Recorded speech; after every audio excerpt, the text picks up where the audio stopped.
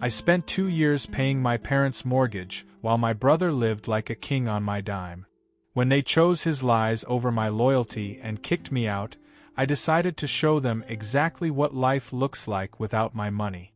Now, they're losing the house, and my brother is facing fraud charges. My name is Daniel.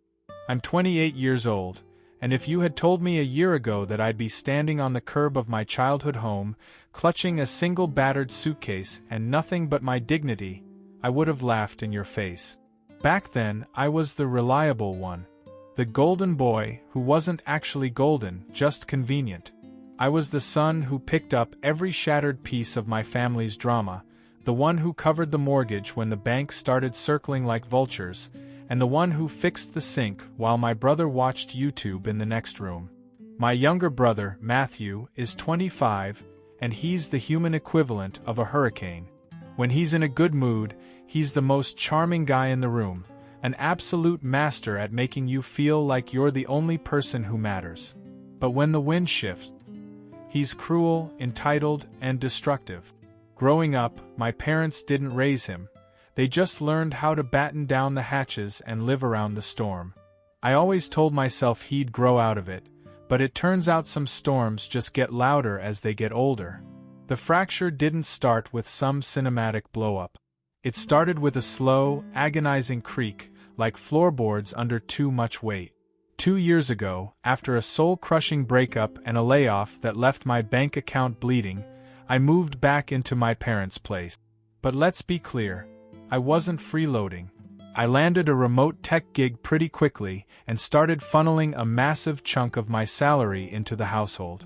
When my dad's hours at the factory got slashed, I was the one who made sure the lights stayed on and the roof stayed over our head. My mom used to call me her blessing with tears in her eyes. But I've learned the hard way that even blessings have an expiration date if they don't keep their mouths shut. Matthew, meanwhile, had never actually left the nest. He occupied his childhood bedroom like a squatter king, rotating through revolutionary business ideas and short-term jobs that lasted about as long as a carton of milk. He was an emotional salesman.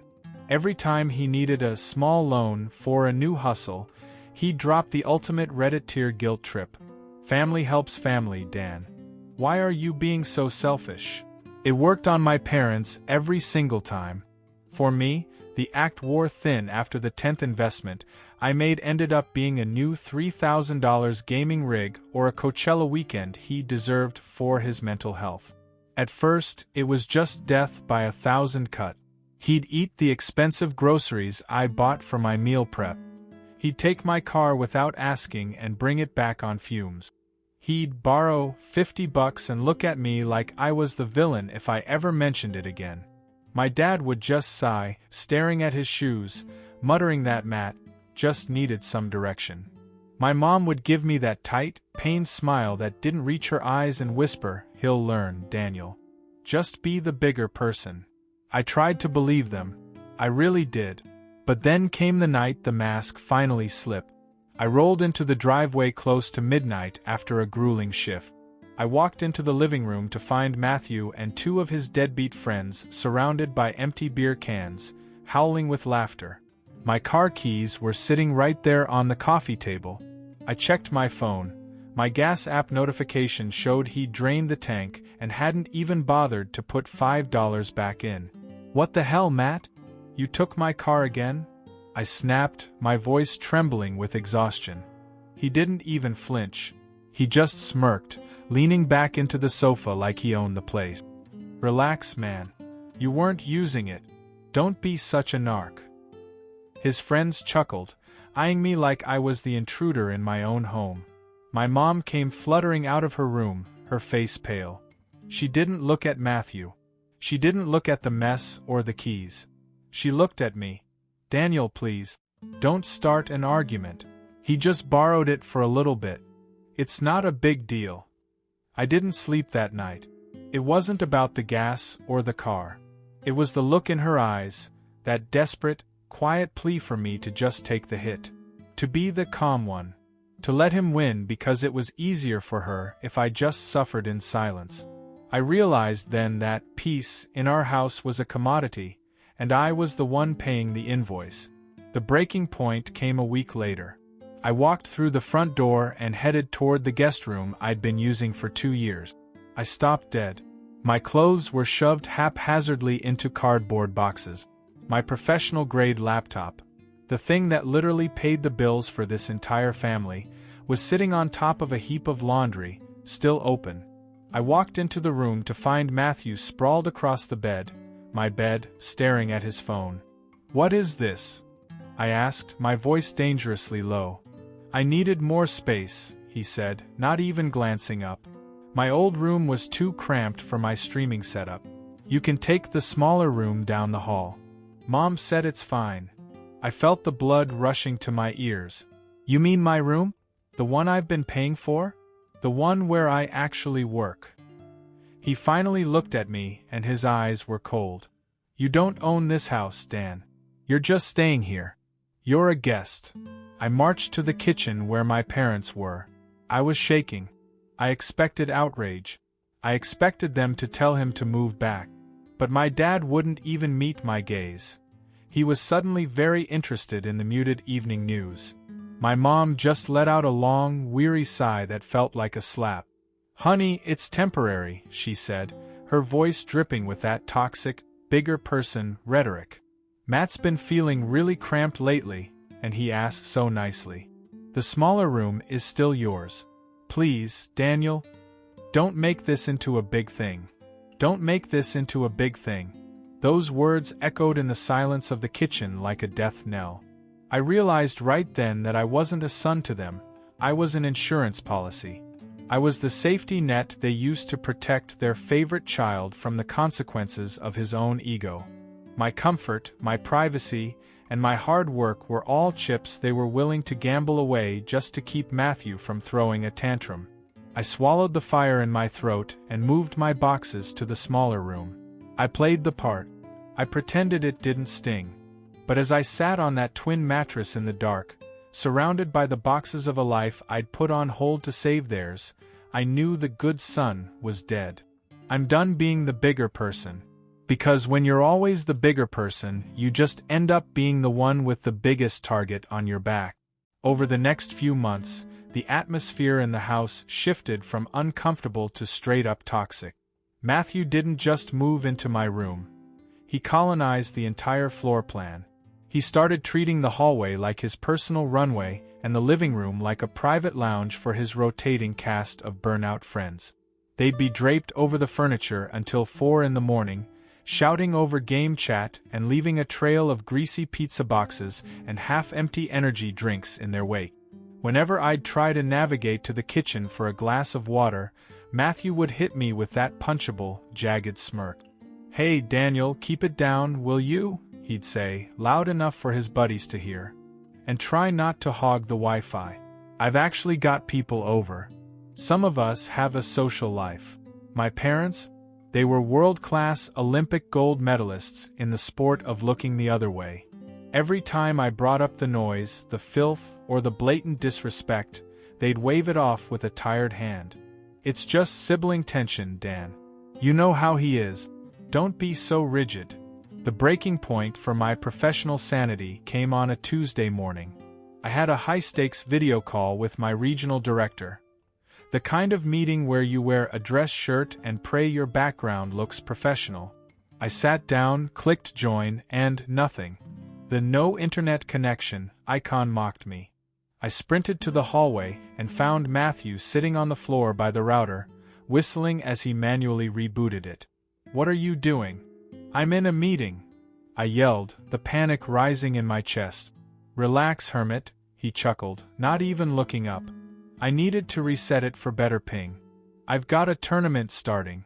Maybe go to a Starbucks if your little job is so important." I missed the call. My boss's subsequent email was cold enough to cause frostbite. When I finally cornered Matthew in the kitchen, I lost it. I told him he needed to respect the fact that my little job was the only reason the internet bill, which I paid in full, wasn't in collections. He didn't shrink back. Instead, he puffed out his chest, leaning into that fake, alpha male confidence he used as a shield. "Oh, here we go. You think paying a few bills makes you the king of the castle? You think you're better than everyone else because you stare at a spreadsheet all day? You're lucky Mom and Dad even let you stay here, you pathetic loser. The words felt like a physical blow. I wanted to scream. I wanted to lay out the spreadsheets and show him exactly how much of his lifestyle was subsidized by my labor. I wanted to tell him that without me, this house would be a for sale sign in a bank's window.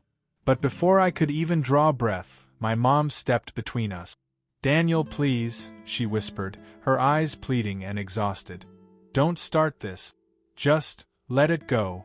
Don't start this. Not Matthew, apologize. Not Matthew, leave your brother alone. Just Daniel, shut up and take it." That night, I sat in my car in the driveway for 2 hours. The engine was cold and the silence was heavy. I realized that my silence wasn't keeping the peace. It was a green light for them to run me over. I decided to give them one last chance to see me. One last chance to be a family. It happened during a big Sunday dinner. My aunt and uncle were over, and the table was heavy with food I'd helped pay for. Matthew was in peak charming son mode, pouring wine, cracking jokes, and spinning tall tales about some crypto mining venture he was supposedly launching. My parents were beaming, looking at him like he was the second coming of Steve Jobs. Then, right between the main course and dessert, Matthew dropped the bomb. "Yeah, it's been great having Daniel around," he said, loud enough for the whole table to hear. "He's been staying here rent-free while I'm out in the trenches trying to actually build something for the future. It's good to help out the less fortunate, right?" The table erupted in laughter. Even my parents chuckled, a soft, complicit sound that broke something inside me. "That's not true," I said. My voice was quiet, but it cut through the laughter like a knife. The room went dead silent. Matthew didn't miss a beat. He rolled his eyes and smirked at my aunt. "See? This is what I mean. So sensitive. It's just a joke, man. Don't ruin the vibe." But it wasn't a joke. It was a branding exercise. He was rewriting the history of our home to make me the burden and him the hero. After the guests left, I tried to confront my parents. My dad just grunted, "You need to lighten up, Dan," and my mom gave me that same weary, soul-crushing sigh. That was the night I checked out. I stopped paying the extra bills. I stopped stocking the pantry. I worked like a ghost, saved every penny, and started scrolling through apartment listings until my eyes burned. I waited for them to notice the shift, but they were too busy feeding Matthew's ego to notice the bank account was drying up. Then came the night the floor fell out from under us. The night he told me I wasn't part of the family anymore. It started so normally. The TV was blaring some mindless game show, Mom was clattering pots in the kitchen, and I had just finished an 11-hour shift that left my brain feeling like scrambled eggs. I just wanted a sandwich and 5 minutes of silence. "Hey, Daniel," Matthew barked from the table, not even lifting his eyes from his phone. "Did you transfer your half of the utilities yet? Mom said the bill is due tomorrow." I froze with my hand on the refrigerator door. I turned slowly, staring at him. "What are you talking about? I've already covered my share of the expenses for this month. In fact, I've covered yours too." He finally looked up, and the look of pure, unadulterated entitlement on his face told me everything I needed to know about what was coming next. Matthew didn't even look up from his phone, his thumb lazily scrolling through some social media feed, but that familiar, jagged smirk was already plastered on his face. My stomach did a slow, nauseating flip. "Nah," he drawled, his voice dripping with a fake, helpful concern that made my skin crawl. I checked the family account. "It's short, bro. Mom said you were supposed to handle the utilities spike this month." My mom turned away from the stove, her shoulders hunched, the steam from the pasta water fogging up her glasses. Her voice was soft, but it lacked any real conviction. "Honey, I thought you said you'd take care of that." "The notice said we're 5 days past due." "I did," I said, keeping my voice level, though my heart was starting to thud against my ribs. "I sent the transfer last Thursday." It's done. Matthew let out a short, mocking chuckle, shaking his head like I was a particularly dim-witted child. Then maybe you should double-check your math, Einstein, because the balance is sitting at 0. It didn't go through. In that moment, the air in the kitchen felt heavy, suffocating. It wasn't about the money. It never was. It was about the power dynamic. Matthew lived for these moments, the small, calculated corners he could push me into. He loved watching me scramble to defend my integrity while he sat back and played the judge. It gave him the high of control he couldn't get from his actual life. I pulled out my phone, my fingers trembling slightly from suppressed rage. I opened the banking app, logged in, and shoved the screen inches from his face. Look at it. Utilities payment confirmed. Cleared 5 days ago. See the green checkmark, Matt? Or do you need me to read the numbers out loud for you? He squinted at the screen for a second, then gave a dismissive shrug, returning to his phone. Weird. Guess it's just not showing up on my end. Systems glitch, I guess. My dad finally chimed in from the living room, his eyes never leaving the bright glare of the TV. Let's not argue about money at the dinner table. Can we just have one night of peace? I'm not arguing, Dad, I said, the frustration bubbling over. I'm literally proving that I did exactly what I said I'd do. But the poison had already been released. Matthew had planted that tiny, festering seed of doubt. My parents didn't say another word, but the atmosphere had shifted. I could feel their silent suspicion, that unspoken, "Why is Daniel always making things complicated?" vibe that followed me like a shadow. I retreated to my room, the interaction replaying in my head like a bad movie. That night, the realization hit me like a physical weight. My silence wasn't keeping the peace anymore. It was just giving Matthew a bigger canvas to paint me as the villain. The next morning, the golden sun struck again. I woke up to a sharp, rhythmic knocking. My mom was standing in the doorway, her face pale and her eyes red-rimmed. "Daniel, can you come downstairs? We need to talk." When I walked into the kitchen, the scene was already set. Matthew was sitting at the head of the table next to my dad, looking like the cat that had not only caught the cream but had been gifted the entire dairy farm. A printed bank statement was laid out between them like a death warrant. If you don't want to miss more stories like this, make sure you're subscribed. Also, I'd love to see your thoughts in the comments. What do you think about this so far? Anyway, back to the story. Daniel, my mom started, her voice trembling. We noticed the mortgage payment didn't clear this month. It was supposed to come out of the joint account, but the funds aren't there. We're in the red and the bank is calling.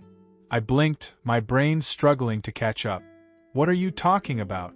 I transferred my $3,000 contribution on the 1st. I have the receipt. Matthew didn't even let me finish.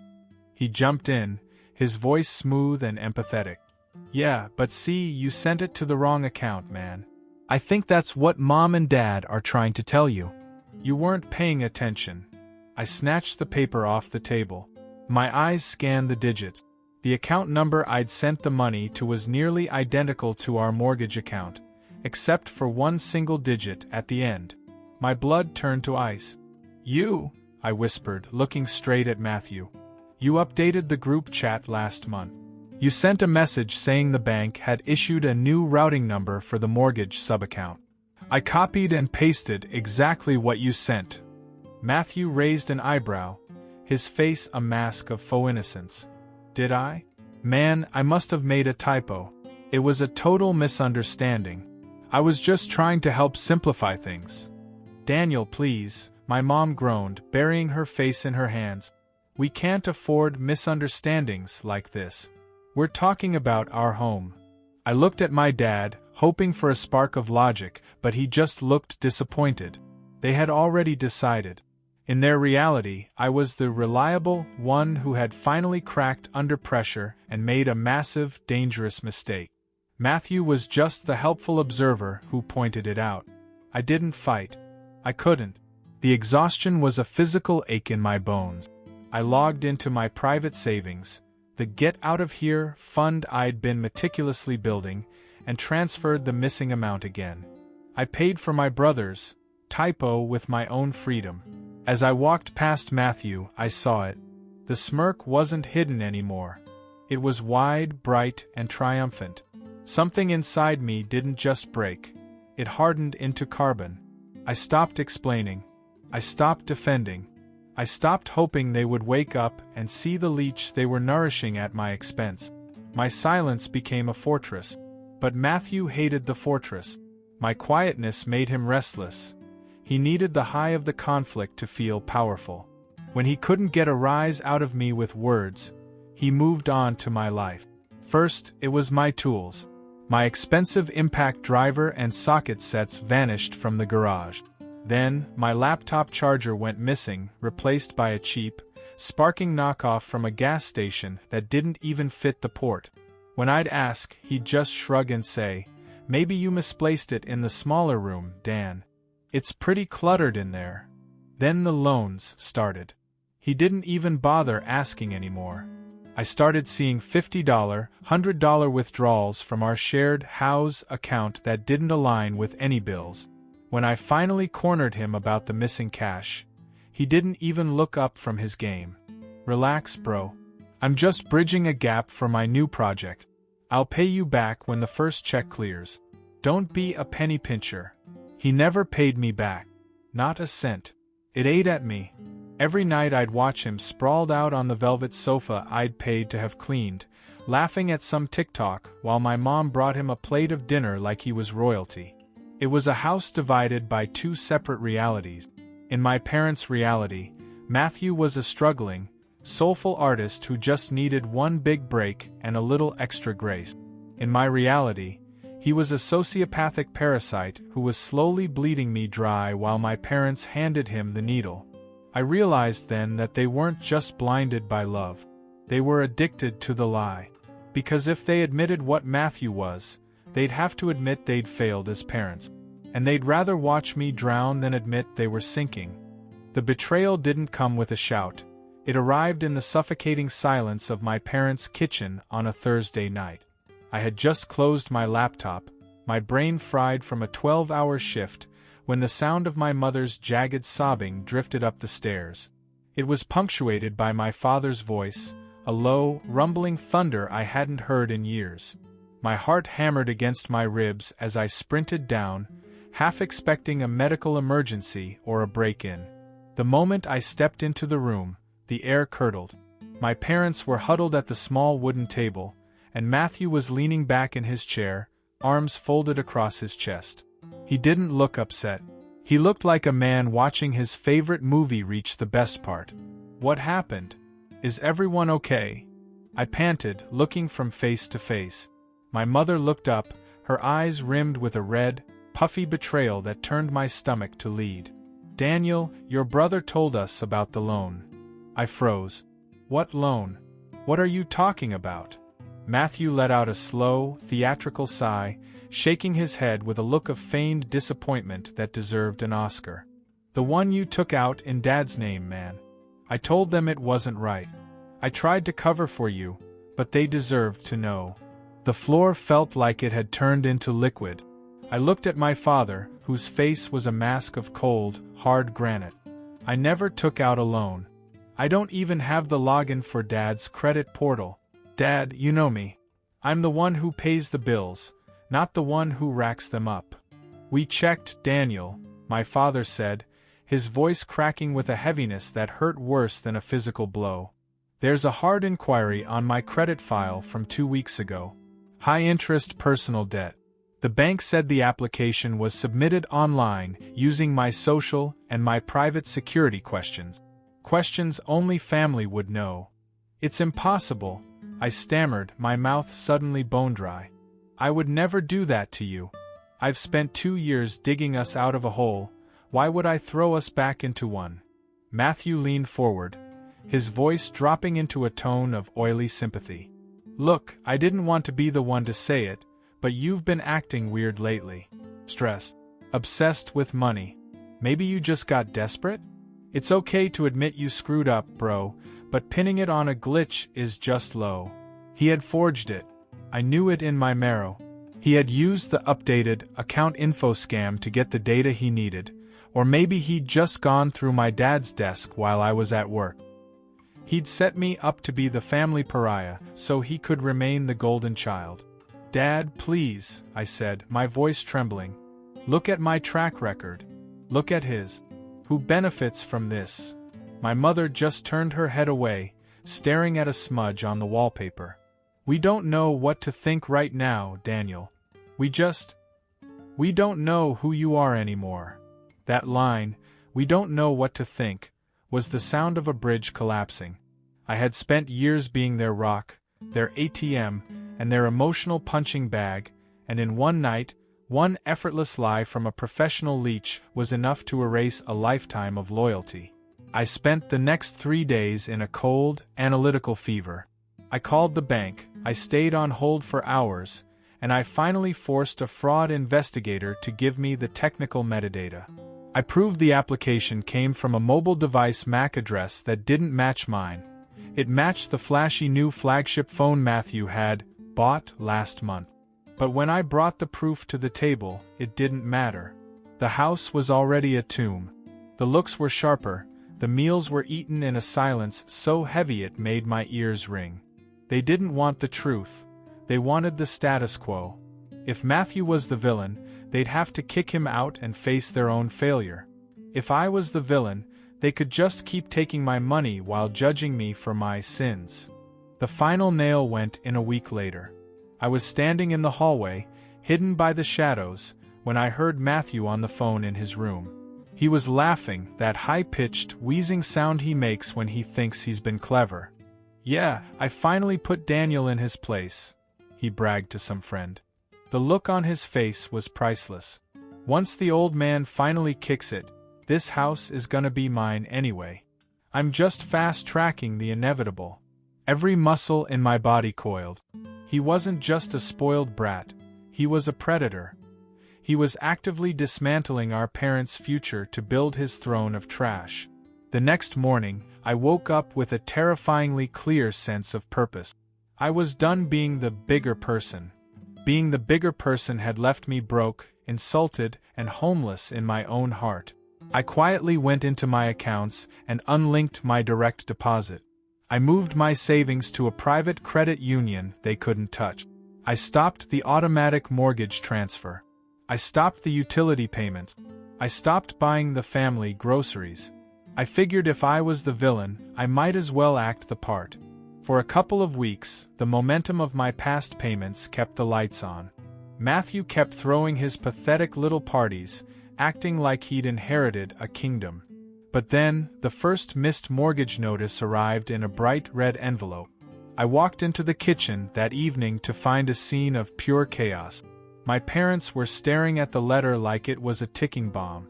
My father looked up, his face ashen. "Daniel, did you forget to send the payment? The bank says we're in default." I leaned against the doorframe, my expression completely blank. "No," I said, my voice steady and cold. "I didn't forget." Matthew surged out of his chair, pointing a trembling finger at me like a cut-rate prosecutor. "You can't just stop helping, man. This is all of our responsibility. You're trying to ruin Mom and Dad because you're bitter about getting caught." I let out a short, jagged laugh that felt like broken glass. "Responsibility? You mean my responsibility, right? Because I don't see any of your crypto millions hitting the bank account, Matt. I don't see you skip-tracing fraud reports." My mom started to whimper. "Daniel, please, we're a family. You don't belong in this family anymore if you're going to act like this." Matthew screamed, slamming his hand on the table so hard the plates rattled. "If you aren't going to contribute, then get out." The room went deathly still. I looked at my brother, then at my father, who was staring at his cuticles, then at my mother, who couldn't even meet my eyes. Not one of them defended me. Not one of them said, "Wait, Daniel is the only reason we have a roof." For the first time in my life, I didn't feel the need to explain. I didn't feel small, and I didn't feel guilty. I just felt finished. "Okay," I said quietly. I walked upstairs, pulled my suitcase from under the bed, and packed my life into it in 20 minutes. I took my laptop, my documents, and my dignity. I didn't say goodbye. I didn't look back. I walked out the front door and heard Matthew already shouting about how they didn't need me anyway. I drove for hours, the neon signs of the city blurring into long streaks of light. I eventually pulled into a flickering motel on the edge of the county line. I sat on the edge of a scratchy polyester bed, listening to the hum of the vending machine outside. I didn't cry. I didn't even feel the heat of anger anymore. I just felt a strange, hollow peace. The storm had finally moved on, and for the first time in 28 years, I wasn't the one trying to hold up the sky. The next morning, the silence of my fluorescent-lit motel room was shattered by the frantic vibration of my phone against the nightstand. 12 missed calls. A dozen digital screams from the people who had just told me I didn't belong. I didn't even have to check the voicemail to know what happened. The grace period had ended, the account overdrawn alerts had hit their inboxes, and reality was finally pounding on the front door I had walked out of. The bank didn't care about Matthew's visionary crypto hustles or my mother's weary sighs. They wanted their money, and for the first time in years, the human ATM was out of service. When I'd put that house in my rearview mirror, I didn't have a 5-year plan. I didn't even have a destination. I just drove until the gas light started glowing like a warning flare on my dashboard. I pulled into a dilapidated gas station, parked under the humming hum of the halogen lights, and just sat there. I stared at the stitching on the steering wheel until my vision blurred and the world felt like it was melting. It's a trip, honestly. You spend your entire life conditioned to believe that home is this unbreakable sanctuary, the one place that has to take you in when the rest of the world spits you out. Then, in one soul-crushing epiphany, you realize home isn't a physical structure. It isn't studs and drywall. It's a feeling of safety. And once that's been traded away for the convenience of a golden child parasite, those walls are just a cage. I was 28 years old, technically homeless, and yet, for the first time in a decade, I felt like I could actually breathe. I checked into a budget motel that night, the kind of place where the carpet feels slightly damp and the air is a heavy mix of industrial bleach and decades of regret. I lay on the scratchy polyester bedspread, watching the red light of the smoke detector blink, and scrolled through the texts from my mother. "Daniel, the mortgage autopay failed. What did you do? The power company sent a shut-off notice. Call your father. How could you do this to us? After everything we've given you. Not a single, are you safe? Not a, where are you sleeping? Just a list of invoices." That was the moment the last string snapped. I hadn't lost my family that night on the sidewalk. I'd been losing them in slow motion for years. Every time I'd swallowed my rage to be the bigger person, I was just handing them the scissors to cut me loose. Leaving wasn't the tragedy. It was just the final, honest act of a play that should have ended years ago. The first month was pure survival mode. I had my savings, but I clutched them like a lifeline, terrified of being vulnerable again. I found a studio apartment that was basically a glorified shoebox, just enough room for a desk, a bed, and my resentment. The loneliness was a physical weight at first, thick and suffocating in the quiet hours of the night. I'd bolt upright at 3 a.m., heart racing, thinking I heard my mom calling my name or the tectonic thud of the front door slamming as Matthew stumbled in from another bender. Then I'd see the bare, white walls of my studio and remember, the storm couldn't reach me here. I threw myself into my work with a desperate, frantic energy. I became the guy who stayed late, the guy who took the impossible tickets, the guy who didn't mind the weekend rollouts. My job became my anchor in the dark. If I was going to rebuild my life from the ashes, I was going to make sure the foundation was made of reinforced concrete this time. The exhaustion was total, the kind that seeps past your muscles and settles deep in your marrow, but it was a clean tired. It wasn't the soul-sucking fatigue of mediating family feuds, it was the pride of personal progress. I started seeing the wins. My lead dev started asking for my input on architecture. A major client sent a personal thank you note. My bank account started to swell, but this time, the numbers stayed there. No emergency loans to Matthew. No accidental transfers to wrong accounts. 3 months had passed when the phone rang again. It was my mother. Her voice sounded different, smaller, thinner, like a ghost of the woman who used to call me her blessing. "Daniel," she whispered, and I could hear the sound of a house falling apart in the background. They're really bad here. Your father's hours were cut again. The bank, they sent a representative. They're talking about foreclosure, honey." There was a long silence. I felt that old, familiar twitch in my chest, the fixer instinct. My brain started calculating how much I could spare, how I could restructure their debt, how I could save them one more time.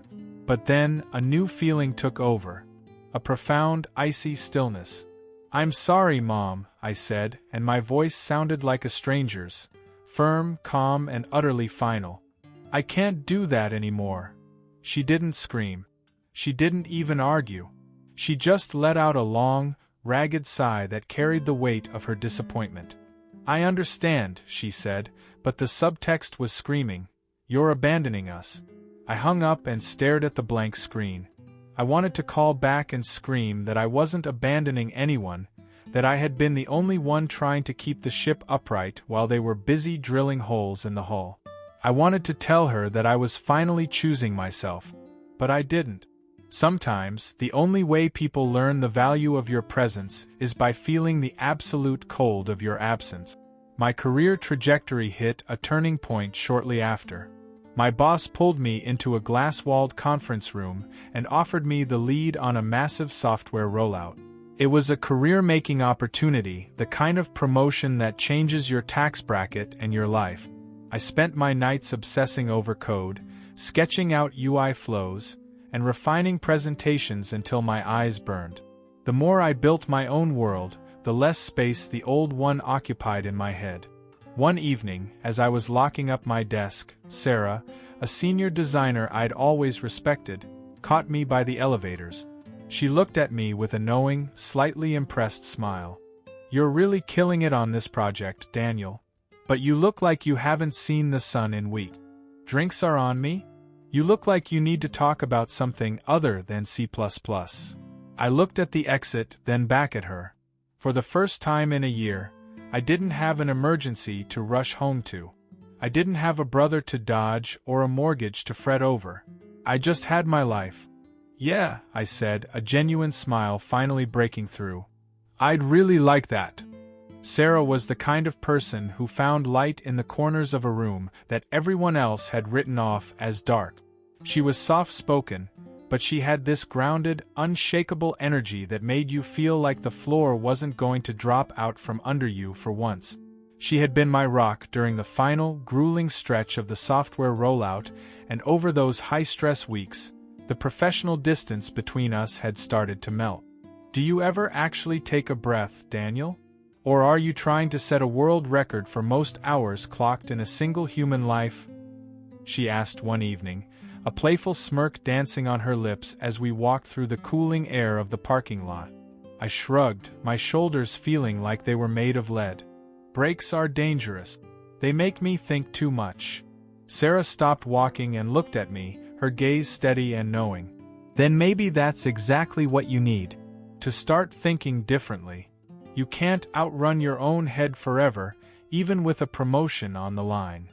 Her words vibrated in my chest long after she drove away. Over the next month, she became a persistent, gentle nudge, coaxing me out of the survival bunker I'd built around myself. It started with actual lunch breaks away from my desk, then evolved into sunset walks after work, and eventually, she talked me into a weekend hike. I resisted at first. Nature felt too quiet, too open, but standing at the summit of a trail, looking at the world stretched out below, I felt a sense of scale I hadn't felt in years. She never pried. She never pushed for the trauma dump. But one night, after a particularly draining day of debugging, the dam finally broke. I told her everything, I told her about the mortgage payments, the stolen tools, the forged loan, and the way my brother had pointed to the door like he was purging an infection. I told her about the look in my parents' eyes, the look that said my utility was the only thing that made me family. When I finally ran out of words, Sarah didn't offer pity. She just looked at me with a calm, piercing clarity. "Daniel, you can't rebuild a home with people who only loved you when you were useful." That sentence hit me like a physical shock. It was as if someone had finally smashed a window in a room where I hadn't realized I was suffocating. For the first time, the fog of guilt lifted. I understood that I hadn't lost a support system. I had lost a group of people who were dependent on my labor. What I was gaining wasn't just a career, it was self-respect. The months began to blur into a new, healthier rhythm. The project launched to rave reviews, and the promotion came through with a salary bump that felt like a reward for more than just my coding skills. I moved out of the bleach-scented shoebox and into a real apartment, a place with high ceilings and massive windows that let the morning sun spill across the floorboards. I filled it slowly. No more hand-me-downs that felt like obligations. I bought a velvet sofa, a record player that crackled with warm jazz, and a few stubborn houseplants that actually managed to thrive. I caught myself smiling one morning while the coffee was brewing. I realized with a jolt of electricity that I'd gone an entire week without a phantom argument with Matthew in my head. I wasn't waiting for the other shoe to drop anymore. But life has a way of checking your vitals just when you think you've found your footing. It started with a vibration on my coffee table, a text from my father. It was the first time I'd seen his name on my screen since the night I left. "We need to talk. It's about the house." I stared at the screen until it went dark.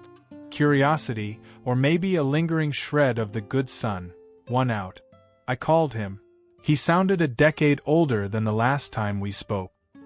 His voice was thin, raspy, and utterly defeated. "Daniel," he said, skipping the pleasantries. "I know things haven't been right. But we're in a bad spot. A really bad spot. The bank is moving forward with the foreclosure. We're 4 months behind, and the lawyers, they're calling every day." He paused, and the silence on the line was heavy with the weight of expectations. You thought maybe I'd fix it," I finished for him. My voice was flat. No anger, just facts. "I don't know what else to do, son," he whispered. For a split second, that old, toxic ache flared up in my chest. The fixer in me wanted to open my laptop, check the balances, and bail them out. But then, like a movie montage, I remembered every time I'd been dismissed. Every time they'd told me to stay quiet for the sake of the peace. Every time they'd chosen Matthew's ego over my survival. "I can't, Dad," I said, and the words felt like a shield. "I helped for years. I warned you exactly what would happen if Matthew stayed on that path. You chose not to listen. You chose him. He didn't fight me. He didn't have the energy left for it. He just let out a long, broken sigh. Your mother, she's not doing well. She's depressed, Daniel. She misses you." That hit me below the belt. A year ago, it would have broken me. But now? I just gripped the phone a little tighter. "I miss her too, Dad. But I can't come back to that house. I can't be the person who pays for his own disrespect." When I hung up, I didn't feel triumphant. I didn't feel like I'd won some r/pro revenge scenario. I just felt heavy. Letting go isn't like the movies. There are no fireworks or swelling music. It's just sitting in a quiet apartment, realizing that sometimes peace feels a lot like loneliness until you get used to the silence. Over time, that heaviness evaporated. My relationship with Sarah evolved from a shared project into a deep, quiet intimacy. She taught me what real trust looked like. The kind that doesn't demand a bank statement or a sacrifice. A full year passed before I heard the final update on Matthew. An old friend mentioned over a beer that the crypto empire had finally collapsed. It wasn't just a bad investment, it was a total wipeout. He'd racked up massive private debts, and our parents had tried to bail him out one last time. But with the house gone and their retirement accounts bled dry, there was nothing left to save. They were all living in a cramped two-bedroom rental on the edge of town, finally facing the reality they'd spent years trying to ignore. Part of me felt a twinge of sorrow for my parents, but a larger part of me knew this was the only way the story could end. You can't build a life on the bones of someone else's hard work and expect the structure to hold. I often wonder if Matthew ever sits in that small rental and realizes what he threw away. Maybe he does. Or maybe, in true Matthew fashion, he's still telling everyone it was my fault for leaving. Either way, it doesn't matter. I'm finally living a life where his opinion is just noise, and for the first time in my life, the signal is finally clear. Whether he finally realized what he'd thrown away or continued to rot in his own delusions didn't matter anymore. I had stopped needing the answer. About a year and a half after I'd walked out of that house with my single suitcase, I found myself walking through the old neighborhood. It was one of those spring evenings where the air is soft and the golden hour light makes even the harshest edges look forgiving. I passed the house. It had new owners now, a young couple, probably oblivious to the ghosts of the screaming matches and the silent betrayals that once lived in those walls. The yard was manicured, the porch freshly painted a welcoming white. It didn't look haunted anymore. I stood there for a long moment, not out of longing, but out of a profound, bone-deep gratitude. That place had broken me, yes, but in the shattering, it had finally set me free. When I got back to my apartment, I sat at my desk and opened my laptop. The words started flowing before I even knew what I was trying to say. I wrote about the golden child syndrome, about the invisible labor of the reliable son, and about how walking away isn't a betrayal when staying means losing your soul. I wrote about how silence can be a form of self-love. I posted it anonymously on a whim, thinking it might help one or two people. By morning, it had gone nuclear. Thousands of comments from people in the r/am asshole and r/raised by narcissists communities flooded in. They told me my story gave them the courage to set their own boundaries. I realized then that my suffering hadn't been for nothing. It was preparation. I felt a surge of pride, not because I had survived them, but because I had finally become someone they couldn't break. But life isn't a clean script. A few weeks later, a notification popped up that threatened to drag me back into the swamp. It was a message from Matthew. He wasn't asking for forgiveness. He didn't have the range for that. We need to talk. Things aren't the same without you. Call me. I stared at the screen. It was a classic hoovering tactic. He wasn't missing me. He was missing the safety net. I didn't respond. I had learned to watch, to calculate, and to wait. For years, I had been the reactive one, jumping whenever they snapped their fingers. No more. I started gathering intel, public records, social media deep dives, the works. It was a dumpster fire. He was drowning in high-interest debt from failed ventures, and he was even posting arrogant rants about suing our parents for mismanaging his inheritance. My parents, blind as ever, were still his unwitting enablers, but their resources were tapped out. I built my own quiet network. Sarah became my sounding board, my strategist. We'd sit in dim coffee shops, her hand over mine, as we mapped out the reality of the situation. "Make it surgical, Daniel," she told me one night. That became my mantra. I didn't want a shouting match. I wanted a resolution. I observed Matthew from a distance. He was still playing the big shot at networking events, flaunting wealth he didn't have to investors, who were really just opportunists. Every careless brag was a breadcrumb leading to his own ruin. Meanwhile, I grew stronger. I invested, I honed my skills, and I built alliances with people who actually valued integrity over flash. I wasn't the loud one anymore. I was the precise one.